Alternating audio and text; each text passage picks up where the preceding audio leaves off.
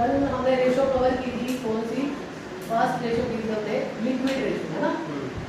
तो liquid ratio के बाद अब हमारी जो नेक्स्ट रेशो है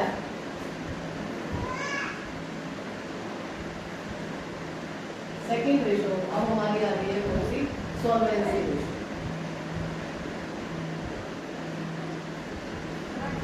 सॉल्वेंसी रेशो क्या चीज है? सॉल्वेंसी रेशो है कि एक बिजनेस की अपनी लॉन्ग टर्म की लायबिलिटीज को पे करने की कैपेबिलिटी क्या है। लॉन्ग टर्म लायबिलिटीज जो लिक्विडिटी थी, लिक्विडिटी ये सेट कर रही थी कि शॉर्ट टर्म लायबिलिटीज को पे करने में हम कैपेबल है, ठीक है। और उसके लिए हम यूज भी शॉर्ट टर्म एसेट्स करते हैं, यानी कि क्या करते हैं। अब क्योंकि हम लॉन्ग टर्म लायबिलिटीज को पे करने की कैपेबिलिटी चेक कर रहे हैं, तो उसके लिए हम यूज क्या करते हैं? फिर लॉन्ग टर्म फंड्स ही करते हैं, ठीक है। तो लॉन्ग टर्म लायबिलिटीज बेसिकली है कौन कौन सी, वो हमें देखना पड़ेगा। इसमें सबसे पहले तो ये है, यानी कि जो 1 ईयर के बाद पे कर रहे हैं वो सारी लॉन्ग टर्म लायबिलिटीज में आएगी, ठीक है। तो जो बिजनेस लॉन्ग टर्म लायबिलिटी को पे करने में कैपेबल होता है, हम बोलते हैं कि वो बिजनेस क्या है? सॉल्वेंट है, यानी कि अपनी डेट्स, बैंक लोन्स पे करने में सफिशिएंट है, तो हम ये बोलेंगे कि वो बिजनेस सॉल्वेंट है। और जो नहीं पे कर पा रहा, हम बोलते हैं कि वो इंसॉल्वेंट हो गया। इसका मीनिंग नहीं होगा कि एक बिजनेस अपनी लायबिलिटीज को पे करने में कैपेबल हो गया, ठीक है। तो वो हमारा इंसॉल्वेंट बिजनेस हो जाता है। यानी कि आपने दोनों बिजनेस से क्या देखना है कि कौन सा बिजनेस सॉल्वेंट है या इंसॉल्वेंट है। उसके लिए हमारे पास रेशोज है, फर्दर इसके पास है, ठीक है। तो इसमें हमारे पास जो रेशो गिवन है, इसमें सबसे पहले दी हुई है एक रेशो, वो है हमारी debt equity ratio.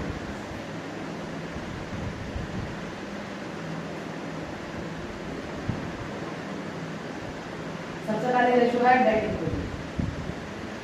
Debt equity क्या होती है? डेट और इक्विटी का रिलेशन बताती है। अब यहाँ पे डेट का मतलब क्या है? डेट का मतलब है बिजनेस के लॉन्ग टर्म बोरोइंग्स।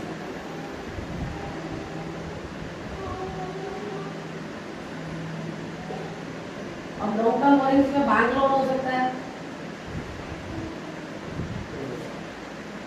इसके अलावा डिबेंचर्स हो सकते हैं कंपनी के, जो पब्लिक को इशू कर रखे हैं। पब्लिक डिपॉजिट हो सकते हैं, जो हमें पब्लिक से लोन ले रखे हैं। कोई मॉर्गेज लोन भी हो सकता है। मॉर्गेज होता है कि आपने कोई चीज प्रॉपर्टी गिरवी रख के दिया, ठीक है, मॉर्गेज लोन हो सकता है। तो इस तरह के हमारे क्या होते हैं? लॉन्ग टर्म डेट्स होते हैं बिजनेस में, कि बैंक ने बैंक लोन लिया हुआ है मोर देन 1 ईयर के लिए, डिबेंचर्स भी हमारे लॉन्ग टर्म में इशू होते हैं। पब्लिक डिपॉजिट जो हाई अच्छी रेपुटेड कंपनी होती है वो इस तरह की सिक्योरिटीज इशू करती है, ठीक है। इसी तरह से मॉर्गेज लोन लाइक बैंक के पास कुछ प्रॉपर्टी गिरवी रख के अपना लोन लिया, तो ये सारे लॉन्ग टर्म डेट में आते हैं। यहाँ पे डेट का मतलब लॉन्ग टर्म बोरोइंग्स है, ठीक है। इसके बाद इक्विटी। इक्विटी बेसिकली क्या होता है?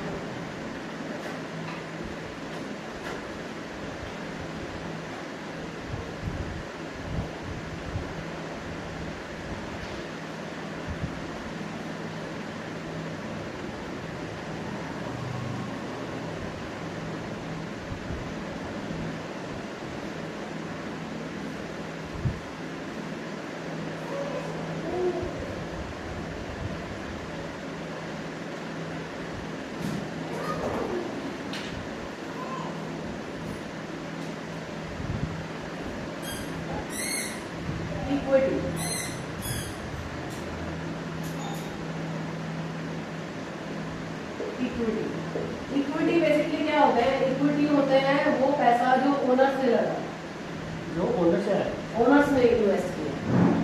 ओनर फंड कह सकते हो उसको, अल्टरनेटिवली आप कह सकते हो ओनर्स फंड।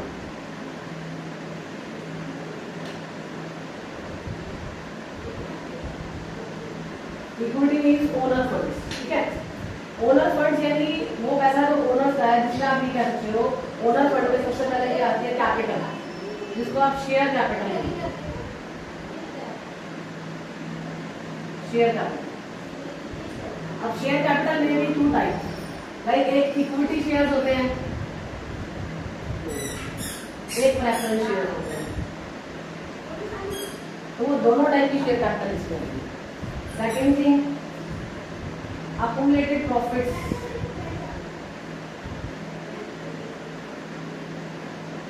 and reserves। ये क्या चीज होते हैं? जैसे ओनर्स ने ना पिछले सालों में मान लो कुछ प्रॉफिट्स अर्न किए थे, डिस्ट्रीब्यूट नहीं किए थे, रख लिए थे फ्यूचर के लिए, उनको accumulated profits बोलते हैं। जैसे मान लो पिछले साल के प्रॉफिट का कुछ पार्ट हमने रिटेन कर लिया बिजनेस से, या किसी पर्पस के लिए स्पेशली कुछ रिजर्व बनाए हुए प्रॉफिट बेस इनकम से, वो अभी यूज नहीं हुए, तो उनको बोलते हैं accumulated profits या रिजर्व्स। एग्जांपल देते हैं, जैसे इनके क्या क्या हो सकते हैं। प्रॉफिट एंड लॉस का बैलेंस हो सकता है, क्रेडिट बैलेंस प्रॉफिट, और इनकेस डेबिट बैलेंस दिया हुआ है तो वो लॉस होता है, ये profit. This means profit is a positive balance, loss is a negative balance, ठीक है। आफ्टर दैट इसमें रिजर्व है, जैसे मान लो बिजनेस में जनरल रिजर्व बनाया है, ये हो सकता है। इसके अलावा कोई रेवेन्यू रिजर्व हो सकता है, ठीक है, कोई कंटीजेंसी रिजर्व हो सकता है,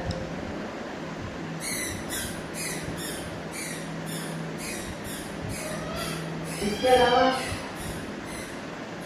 वर्कमैन कॉम्पोजिशन फंड होता है। वर्कमैन कॉम्पोजिशन फंड एम्प्लॉयज को कई बार ना कोई जैसे काम करते हुए चोट लग जाती है, तो उसके लिए क्लेम देने के लिए हम फंड बना के रखते हैं। वर्कमैन हाँ, वर्कमैन यानी कि एम्प्लॉयज क्या। एक होता है हमारा इसी में ही इन्वेस्टमेंट सब्सक्रिप्शन फंड,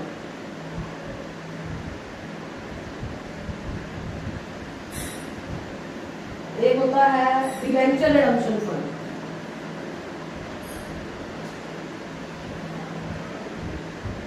डिवेंचर्स को रीपे करने के लिए फंड बनाया है।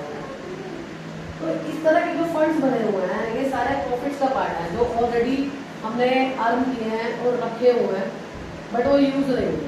जब मतलब जो और जैसे प्रॉफिट जो भी है उनको इन्हीं में कहीं डिवाइड कर देते हैं, हाँ कहीं ना कहीं अक्यूमुलेट करके रखते हैं, हम रिटेन करके रखते हैं, वो उनका कोई पर्पस हो सकता है कि हमने इस पर्पस के लिए रखते हैं, लेकिन जब तक यूज नहीं हुए तब तक वो ओनर्स के लिए, तो इसलिए वो ओनर इक्विटी माने जाते हैं, तो इसलिए वो इक्विटी का पार्ट होता है, ठीक है। अब जैसे मैंने बताया प्रॉफिट एंड लॉस का क्रेडिट बैलेंस है तो वो उसका पार्ट है, अगर डेबिट बैलेंस और लॉस है तो यानी कि वो हमें फिर रीपे भी लाइक कहीं ना कहीं रिवर्स करना पड़ेगा, तो वो नेगेटिव में काउंट होता है, ठीक है। इसी तरह से एक अक्यूमुलेटेड लॉस और भी होता है, वो क्या होता है जिसको माइनस में ही करते हैं, जिसको लिखते हैं हम डेफर्ड रेवेन्यू एक्सपेंडिचर, ठीक है, उसको माइनस आइटम काउंट करते हैं इक्विटी में। अब ये क्या चीज होती है, डेफर्ड का मतलब फ्यूचर कि ऐसे एक्सपेंस जो पे तो हम अभी कर रहे हैं लेकिन उसका बेनिफिट हमें फ्यूचर में मिलेगा। जैसे मान लो कंपनी प्रोडक्ट लॉन्च कर दिया, उसने एडवर्टीजमेंट में लॉन्चिंग पे उसके लगा दिए उसमें 2-3 करोड़ रुपये, अब उसको ये लगता है कि यार मेरे को 5 साल ना इस पर एडवर्टीजमेंट पे खर्च करने की जरूरत नहीं है, तो वो उस 2 करोड़ को 1 साल का एक्सपेंस नहीं काउंट करेगा बिजनेस में, उसको करेगा 5 साल का एक्सपेंस काउंट जो मार्केटिंग में लगा रहा। हाँ, जो उसने लगाया एडवर्टीजमेंट में मान लो, ठीक है।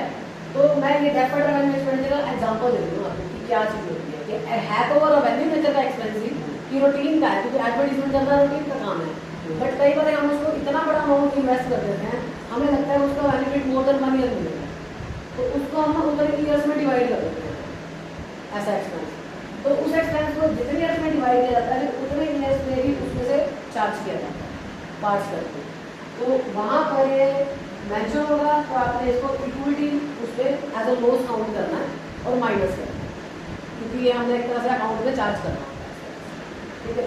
तो ये इक्विटी की सारी वैल्यूज है, ये डेट की, डेट की आइटम्स पता चल गई, इक्विटी की पता चल गई, फिर हमें रेशो निकालनी है।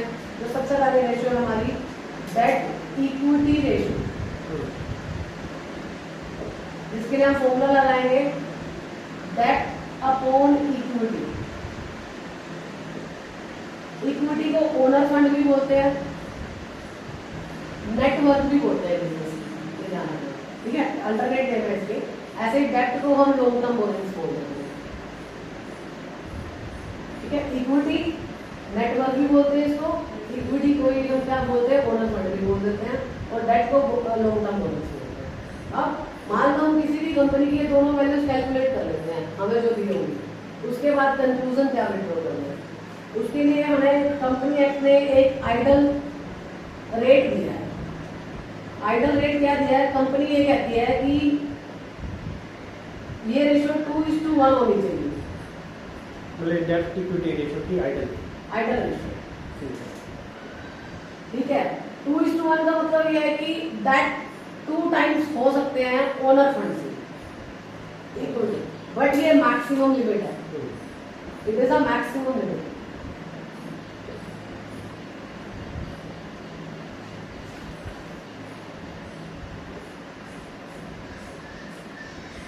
राइट, सो इसका मतलब अगर किसी कंपनी का वैल्यू मान लो मैं कैलकुलेट करती हूँ, मैंने ये कैलकुलेट किया, एक बिजनेस की 3.5 करोड़ की बोरोइंग्स है और 1 करोड़ की क्या है उसकी ओनर का फंड।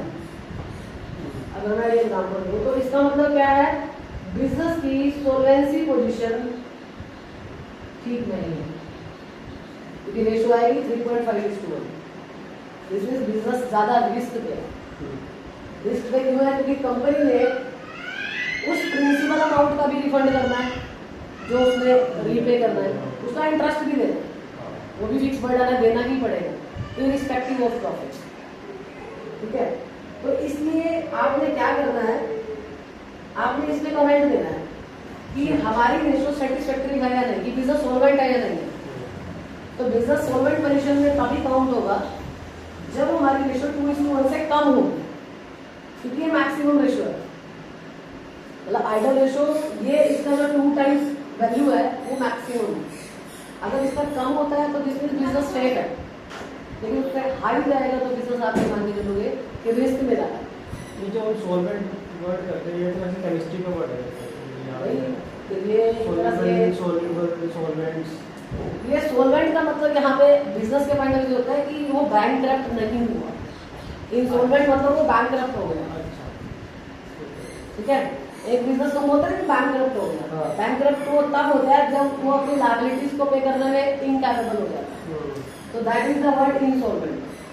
और सॉल्वेंट उसका अपोजिट हो गया, यानी कि वो कैपेबल है, अपनी लायबिलिटीज को पे करने में कैपेबल है लॉन्ग टर्म के फंड्स को, ठीक है। तो बेसिकली वही है ना, लॉन्ग टर्म के फंड्स उसके अपने अगर इतने कम है 1 करोड़ है और बाहर लोगों को उसमें 3.5 करोड़ देना है, तो बैंकरप्ट ही है, ठीक है ना। तो वो कहाँ से देगा, मैक्सिमम प्रॉपर्टी उसके पास ही 1 करोड़ की पड़ी है जो उसके अपने फंड्स है, तो नेचुरल है उसको पे करने में प्रॉब्लम आएगी। इसलिए कंपनी कहता है कि इससे कम रेशो है तो सेफ है, इससे ज़्यादा है तो बिजनेस रिस्क में जा रहा है, उस फ्यूचर में उसको अपनी लायबिलिटीज पे करने में, लोन रीपे करने में प्रॉब्लम आएगी, उसको इंटरेस्ट पे करने में प्रॉब्लम आएगी, ठीक है। तो इसलिए ये रेशो हमारी सोल्वेंसी पोजीशन का एक मतलब साइन चेक करता है, सिचुएशन चेक करता है कि सेफ है या अनसेफ, ठीक है। तो ये फर्स्ट रेशो थी डेट इक्विटी रेशो। इसके बाद हमारी जो नेक्स्ट रेशो है इसी में जो दी हुई है डेट इक्विटी के बाद, नेक्स्ट इसके बाद दी हुई है डेट इक्विटी है total asset to debt ratio. इसका बात कर दूं? हाँ जी।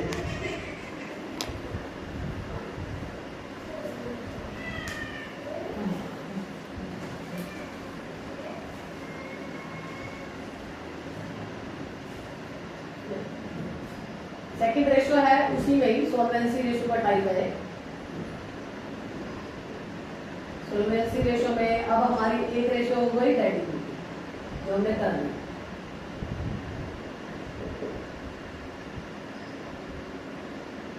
अब हम कर रहे हैं डेट टू टोटल एसेट्स।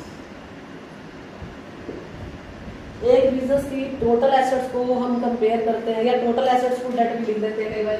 अब ये कहीं ना टोटल एसेट टू डेट लिखते हैं, कहीं डेट टू टोटल एसेट लिखते हैं, तो उसमें डिफरेंस क्या होता है, वैल्यूज अपोजिट हो जाती है, ये चीज होती है। ठीक है, टोटल एसेट में वो लॉन्ग टर्म शॉर्ट टर्म समझ आएंगे क्या? हाँ इसमें दोनों आएंगे। ठीक है, तो आपकी बुक में हो सकता है यही दिया होगा मेरे हिसाब से, टोटल एसेट्स टू डेट। तो इसमें हम रिलेशन दिखाएंगे किसका, टोटल एसेट्स का अपॉन डेट। अब डेट ही वही है long term loans, debt is same जो आपने पिछले फॉर्मूले में किया लॉन्ग टर्म बोरोइंग्स। ठीक है, और इसमें डेट नीचे आएगा। हाँ मैंने वही बताया ना, स्टेटमेंट पे डिपेंड करेगा आपको क्या बोला है, टोटल एसेट टू डेट बोला है या डेट टू टोटल एसेट बोला है। अगर डेट टू टोटल एसेट होगा तो डेट ऊपर आएगा, एसेट्स नीचे आएंगे।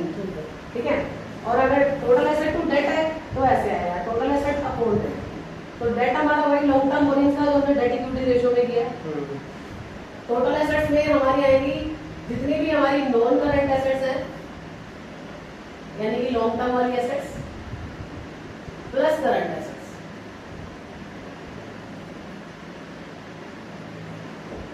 बोथ शॉर्ट टर्म भी लॉन्ग टर्म भी, जैसे land and building, plant and machinery, fixed assets जितनी भी हमारी गुडविल, पेटेंट्स, कॉपीराइट, ट्रेडमार्क, ये सारे हमारे क्या होते हैं, नॉन करंट एसेट्स होते हैं, है ना। करंट एसेट्स हमने कल पढ़ी थी सारी, cash, bank balance, debtors, marketable securities, ठीक है, हाँ BR, सब हमारा उसी में करंट एसेट्स में आता है। ठीक है, तो टोटल एसेट्स हमें ले लेनी है। इसके बाद इसको सॉल्व करना है, सॉल्व करने के बाद इसके लिए हमारे पास ना कंपनी एक्ट में कोई आइडल रेशियो अभी तक दी नहीं है। कुछ कंपनी ये कहते हैं कि 1:1 होनी चाहिए, ये इनकी थॉट है। कुछ कंपनी से कहते हैं 2:1 होनी चाहिए, मतलब कि डेट 2 गुना ज़्यादा हो सकता है, 2 गुना ज़्यादा नहीं, एसेट हमारी एटलीस्ट इक्वल होनी चाहिए या दूसरे का 2 टाइप हो। तो डेट को पे करने के लिए यूज तो हम एसेट्स ही करेंगे ना। एसेट्स में मान लो स्टोर पे हमारा, हम उसको सेल करेंगे, डेटर्स पड़े हैं उसको रिलाइज करेंगे, वहाँ से पेमेंट्स आएंगी, पेमेंट्स आएगी तो डेट पे करेंगे, है ना। तो ये कह रहा है कि कोई कंपनी 2:1 ले लेती है कि 2:1 को आइडल मानना चाहिए, दूसरे ज़्यादा हो तो अच्छा है, उससे कम है तो रिस्क पे है। और कुछ कंपनी 1:1 ले लेती है, लेकिन कंपनी एक्ट में इसके लिए कोई परफेक्ट रेशो नहीं दिया है कि आइडल रेशो क्या होना चाहिए। ठीक है, तो इसलिए आप इसको कंपेयर करने के लिए आप 1:1 भी काउंट कर सकते हो और 2:1 भी कर सकते हो, दोनों ले सकते हो। ठीक, इसके बाद थर्ड रेशो है जो हमारी सॉल्वेंसी रेशो में आ रही है। ठीक है, इस रेशो में कोई डाउट तो नहीं है, हो जाएगा नहीं, कॉन्सेप्ट क्लियर हो गया ना, सिंपल सा ही है, सारी एसेट्स लेनी है और नीचे डेट वही वाला लेना जो हमने पहले लिया। ठीक है, एक थर्ड रेशो है हमारी, ये इंपॉर्टेंट रेशो है। देखो मैं बता देती हूँ इंपॉर्टेंट कौन सी होती है। एक तो ये है इसकी डेट इक्विटी, बहुत इंपॉर्टेंट रेशो है। एक प्रोप्राइटरी रेशो बहुत इंपॉर्टेंट है।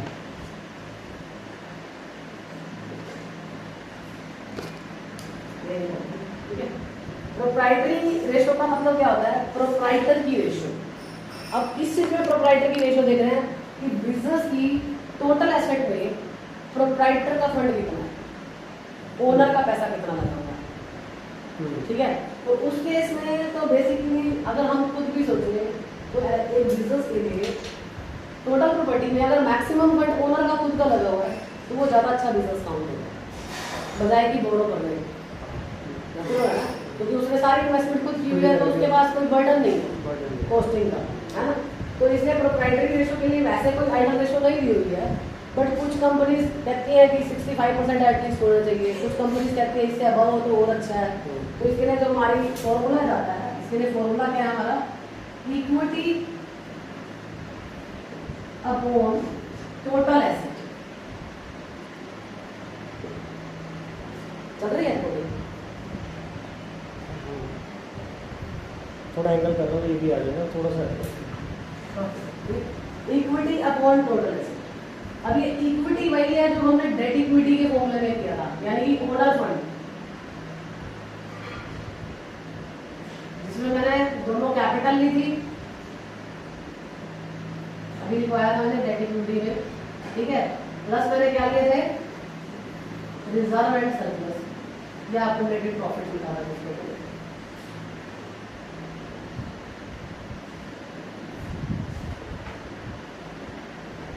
और माइनस किया था डेफर्ड रेवेन्यू एक्सपेंडिचर।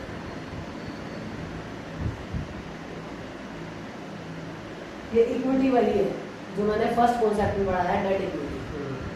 ठीक है, टोटल एसेट्स में भाई non current assets plus current assets दोनों का ऐड कर देंगे। Owner fund PM capital minus करेंगे नहीं तो नहीं कैपिटल तो ऐड होगा ना, owner fund capital equal equal और कैपिटल बोथ दोनों हो गई, वही एक्यूमुलेटेड प्रॉफिट्स एंड रिजर्व्स हो गए और डेफर्ड रेवेन्यू एक्सपेंडिचर माइनस कर देंगे। ठीक है, बस डेफर्ड ही करेंगे। हाँ माइनस डेफर्ड होता है, अगर प्रॉफिट एंड लॉस का डेबिट बैलेंस होता है तो माइनस। ठीक है, अभी टोटल एसेट्स में नॉन करंट और करंट दोनों को टोटल करते हैं। ठीक है, अब इससे पता चलेगा, जैसे मैं ये बोलूँ मेरी ये वैल्यू जो आ रही है, अगर मैं काउंट करूँ कि मेरी इक्विटी जो है वो 5 करोड़ है और मेरी टोटल एसेट जो है 1 करोड़ है अप्रोक्सीमेटली। ठीक है, तो ये जो मेरी रेशियो आएगी आई थिंक आएगी 0.6 0.62:1। तो दिस मीन्स ये बता रही है कि 62% प्रॉपर्टी जो बिजनेस की है वो ओनर के खुद के पैसे से, बाकी 38 हमने बोरो करके दी। बाकी ये प्रपोर्शन जितना हाई जाए अच्छा होगा क्योंकि बिजनेस, हाँ ठीक है, तो अगर जितना हाई होगा उतना अच्छा होगा। बाकी इसके लिए कंपनी अपने कोई आइडल रेशो दी नहीं, ठीक है, क्या होना चाहिए, जितना हाई होगा उतना सेफ है क्योंकि बोरोड फंड का कोई बर्डन उतना कम होगा। ठीक है, अब ये कमांड जो है ना, ये आपने रेशो के अकॉर्डिंग ही लिखना है एक तरह से कि रेशो कौन सी क्या रिफ्लेक्ट कर रही है। जैसे अब ये डेट और इक्विटी का प्रोपोर्शन बताएगी कि ओनर फंड और बोरोड फंड में कितना रिलेशन है। इसने ये बताया कि बोरोड फंड और टोटल एसेट में कितना पार्ट है उसका। ये बताया कि टोटल एसेट में ओनर का कितना पैसा है। इसने क्या बताया, टोटल एसेट में डेट कितना है एक तरह से। इसने बताया टोटल एसेट में ओनर फंड कितना है। ठीक है, तो इस तरह से ये लॉन्ग टर्म एक तरह से बिजनेस की सॉल्वेंसी रेशियो को बता दिया। इसके बाद हमारी नेक्स्ट रेशियो है इसमें इंटरेस्ट कवरेज रेशियो। ये क्या होते हैं देखो, बिजनेस ने अगर बोरोड फंड लिया है यानी कि डेट लिया है ना, तो उस डेट को रीपे करना पड़ता है और उसकी कॉस्ट भी रीपे करनी पड़ती है। हाँ, उसमें इंटरेस्ट वगैरह लगता है। इंटरेस्ट लगता है ना, तो वो हमें देखना पड़ेगा कि इंटरेस्ट पे करने में हम कैपेबल है या नहीं। और इंटरेस्ट एनुअली देना है, हर साल देना है, तो उसके लिए हमारे पास सफिशिएंट प्रॉफिट भी अवेलेबल होने चाहिए। और ये भी जरूरी है कि सारे प्रॉफिट कैश में रियलाइज हो जाए। कुछ प्रॉफिट ऐसे भी होते हैं जो कैश में रियलाइज बाद में होते हैं, है ना। तो इसमें कंपनी ये कहते हैं कि एटलीस्ट आपके प्रॉफिट इस इंटरेस्ट को पे करने से पहले 6 और 7 टाइम्स होने चाहिए, 6-7 गुना होने चाहिए। तो ये कंपनी टाइमली अपना इंटरेस्ट पे कर पाएगी। तो इसलिए इसने इंटरेस्ट कवरेज रेशियो को कैलकुलेट करने के लिए फॉर्मूला क्या दिया है, इसने दिया profit before interest and tax, यानी कि यही इंटरेस्ट जिसका हम निकाल रहे हैं कि बोरिंग्स पे जो हमें इंटरेस्ट पे करना है उसको देने से पहले हमारा प्रॉफिट अवेलेबल है डिवाइड बाय। अब देखो इंटरेस्ट में क्या करना चाहिए, टैक्स भी लिया होगा अभी पहले, उससे पहले का प्रॉफिट कह रहे हैं ना, ठीक है। डिवाइड क्या करते हैं, यही वाला इंटरेस्ट अमाउंट जो हमारा एनुअल इंटरेस्ट बन रहा है उससे चेक करते हैं कि हमारा एनुअल इंटरेस्ट और ये प्रॉफिट उसका कितना टाइम है। ठीक है, तो इस केस में ज्यादातर पता क्या दिया होता है आपको क्वेश्चन में, प्रॉफिट जो दिए होते हैं ना, ऐसा होता है कई बार आफ्टर टैक्स दिए होते हैं। मान लो किसी कंपनी के प्रॉफिट दिए हुए हैं आफ्टर टैक्स 2 करोड़ दिए हुए हैं, आपको रेट ऑफ टैक्स भी दी होगी कि इतना % टैक्स उसमें से डिडक्ट हुआ पड़ा है। ठीक है, मान लो 50% टैक्स डिडक्ट हुआ पड़ा है दिया हुआ है। और साथ में आपको ये भी दिया हुआ है कि कंपनी की बोरोइंग्स लाइक डिवेंचर्स दिए हुए हैं। मान लो कंपनी के डिवेंचर्स जो हैं वो 50 लाख के हैं, और यहाँ पर डिवेंचर्स पे जो रेट ऑफ इंटरेस्ट है वो मैं 10% अज्यूम, ठीक है, 10% इंटरेस्ट रेट होता है। डिवेंचर्स के साथ हमेशा ऐसे रेट लिखी होती है। Debentures long term loan securities होती है, जैसे कंपनी के शेयर्स इशू करती है ना कंपनी, वैसे ही कंपनी लोन लेने के लिए डिवेंचर्स इशू करती है। तो ये एक सिक्योरिटी है जो शेयर वाले सिक्योरिटी मार्केट में डील होती है, बट ये लोन इंस्ट्रूमेंट की तरह यूज होती है। तो इस पर रेट ऑफ इंटरेस्ट हमेशा साथ में मेंशन होगा। तो आप ये देखो, अगर मेरे पास जो ये प्रॉफिट है वो आपका टैक्स है, मुझे प्रॉफिट चाहिए before interest and before tax दोनों। अगर इसमें से टैक्स कटा हुआ तो नेचुरल है, इंटरेस्ट भी कटा हुआ है, तो वो दोनों चीजें मुझे ऐड बैक करनी है। तो मैं कैसे करूंगी, 2 करोड़ प्रॉफिट था वो तब आया था जब इसमें से 50% टैक्स कट गया, जिसको मतलब ये वैल्यू 50% पे बची हुई है, तो मतलब 2 करोड़ ही मेरे टैक्स कटा हुआ थे। तो इसका मतलब उससे पहले मेरा प्रॉफिट कितना है, 4 करोड़ है। और 10% इंटरेस्ट 50 लाख का अगर मैं देखूँ तो 5 लाख हो गया, तो 5 लाख का मैंने इंटरेस्ट कटा हुआ इसमें से। डिवेंचर्स का मतलब होता है कि लोन है, एक तरह से लोन है, जैसे कंपनी का लोन है, बोरोइंग्स है।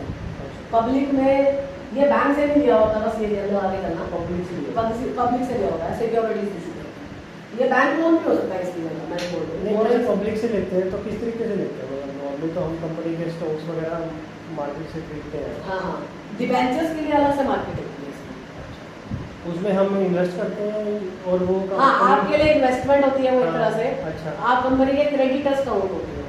अच्छा, हाँ, उसमें तो शेयर होल्डर काउंट होते हैं ना, यानी वो ओनर्स होते हैं। इसमें क्रेडिटर्स काउंट करते हो आप उसको। क्रेडिटर्स में प्लस पॉइंट ये होता है कि आपको इंटरेस्ट मिलेगा ही मिलेगा, चाहे प्रॉफिट हो या ना। हाँ, वो डिवेंचर वाला ये कॉन्सेप्ट होता है इसमें, ठीक है। इसमें मार्जिन भी कम ही होता है। मार्जिन तो देखो, इंटरेस्ट रेट कम होता है बट रेगुलर होता है, सेफ होता है। सेफ, क्योंकि कंपनी इनका पैसा अपनी प्रॉपर्टीज बेच के भी पूरा करेगी, उनके पास लीगल बर्डन है इसमें। ठीक है, ये चीज होती है।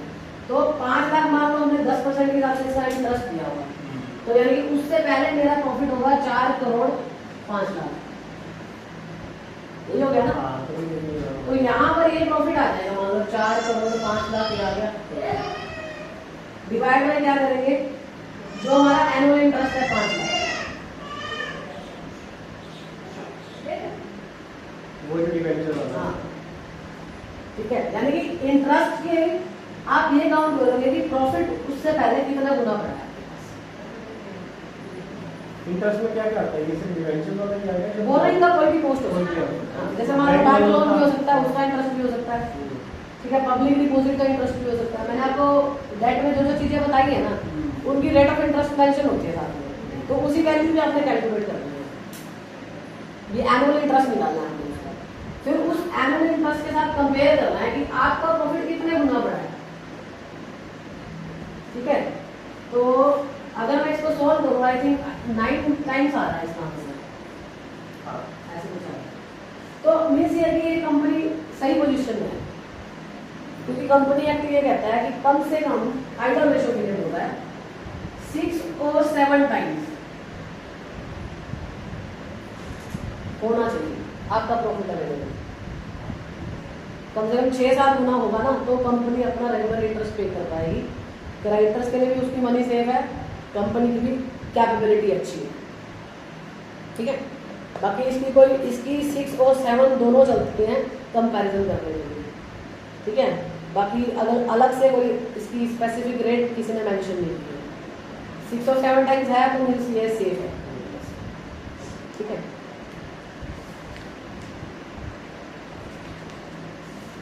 इसके बाद एक ही रेशो रह गई है इसमें,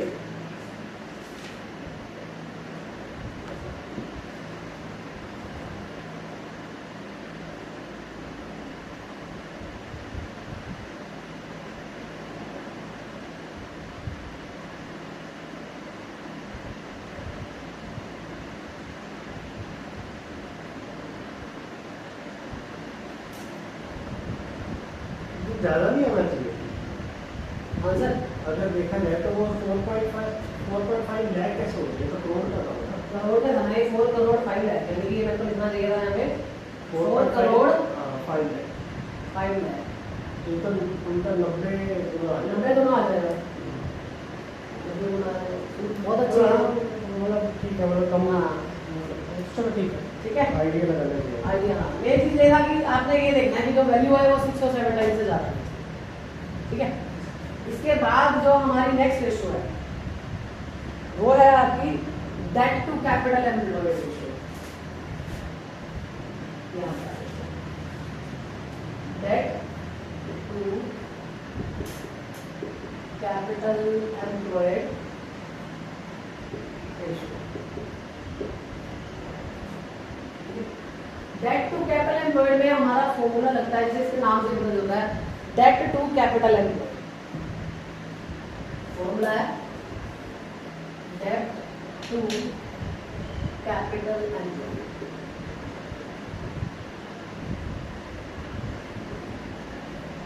ये फॉर्मूला है।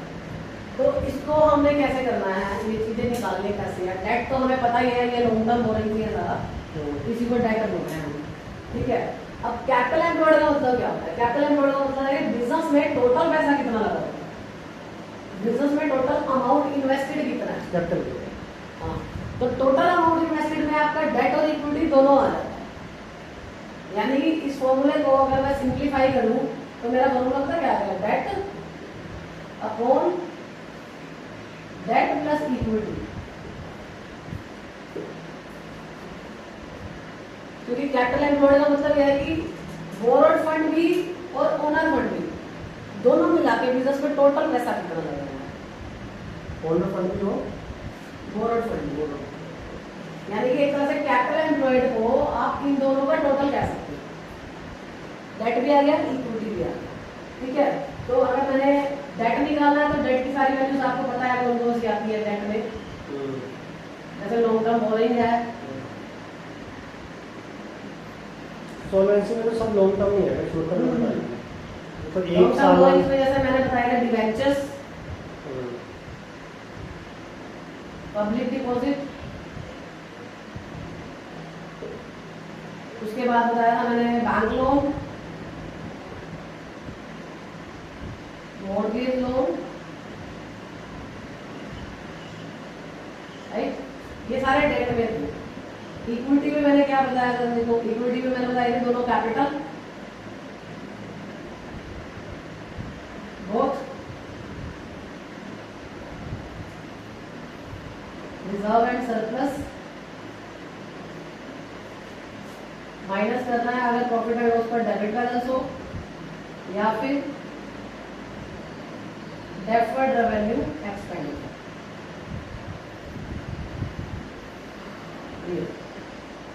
ये इक्विटी था, है ना। अब मैंने अगर फॉर्मूला ये लगाना है डेट, यानी कि ऊपर आगे वैल्यू ये वाली, नीचे लिखना डेट प्लस इक्विटी, यानी कि इन सब का टोटल।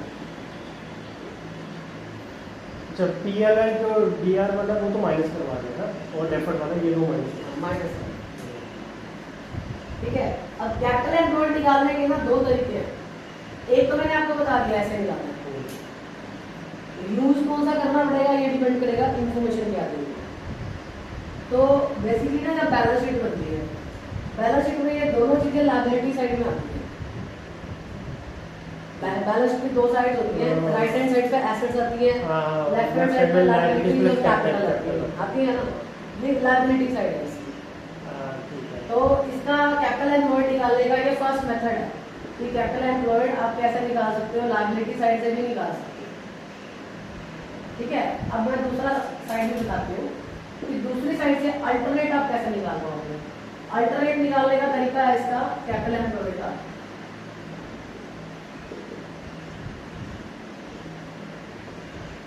जितनी भी हमारी नॉन करंट एसेट्स है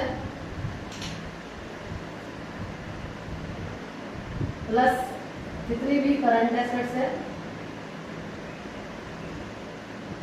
माइनस क्या करनी है इसमें से करंट लायबिलिटीज।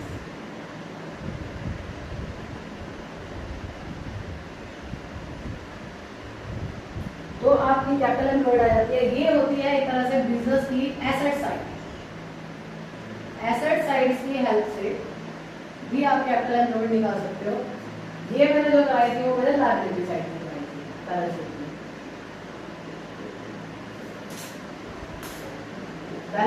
कि दोनों साइड से आप कैपिटल एम्प्लॉयड कैलकुलेट कर सकते हो।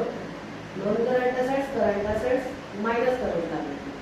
आप देखो बैलेंस शीट में ना बेसिकली सीधे क्या होती है, आप इस चीज को क्लैरिफाई करो ना, आपको वैसे समझ आ जाएगा कि ऐसा क्यों कर रहे हैं।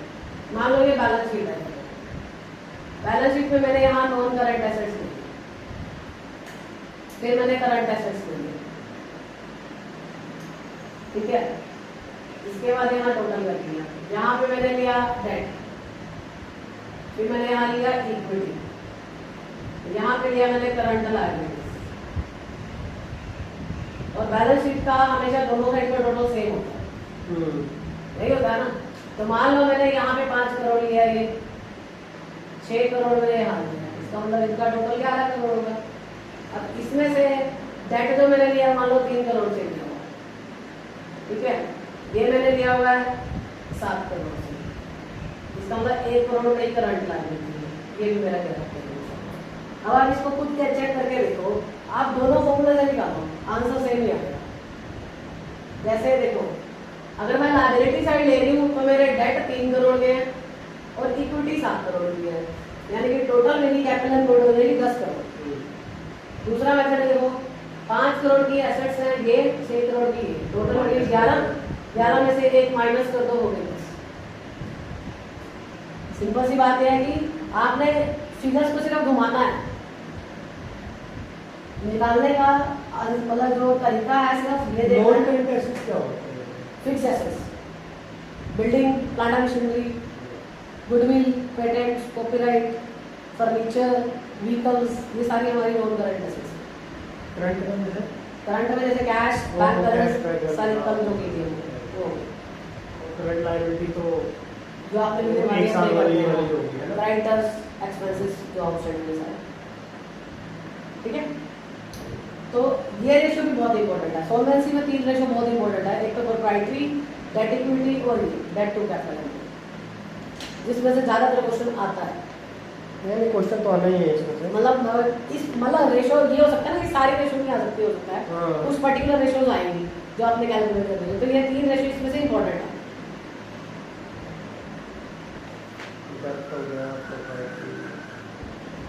तो ये 5 रेशियो थी इसमें हमारी, debt equity, debt upon equity, दूसरी डेट टू टोटल एसेट या टोटल एसेट टू डेट ले लो, ठीक है। डेट टू टोटल एसेट में debt divide by total asset आता है और टोटल एसेट टू डेट में टोटल एसेट अपॉन डेट आता है। अच्छा, उसके अलावा हमने की थी प्रोप्राइटरी रेशियो।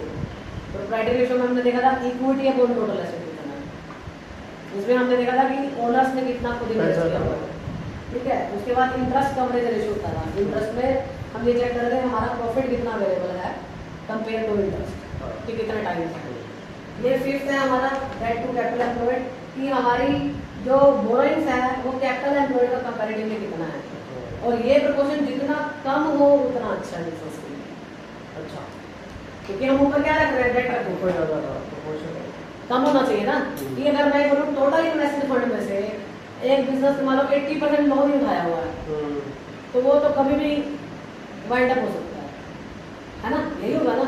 अगर मैं ये बोलूँ एक बिजनेस कहते हैं यहाँ पर एक बिजनेस है, डेट 3 करोड़ है, ठीक है, क्योंकि 7 करोड़ तो उसने खुद भी लगाया हुआ है ना। तो मैं वही कह रही हूँ, जितना अगर डेट ये प्रोपोर्शन रेशियो जितना हाई रहेगा उतना रिस्की है, जितना लो होगा उतना सेफ। और इसके लिए कंपनी एक्ट में कोई आइडल रेशियो नहीं है, ठीक है। तो आज भी बहुत है, उससे बात हुई थी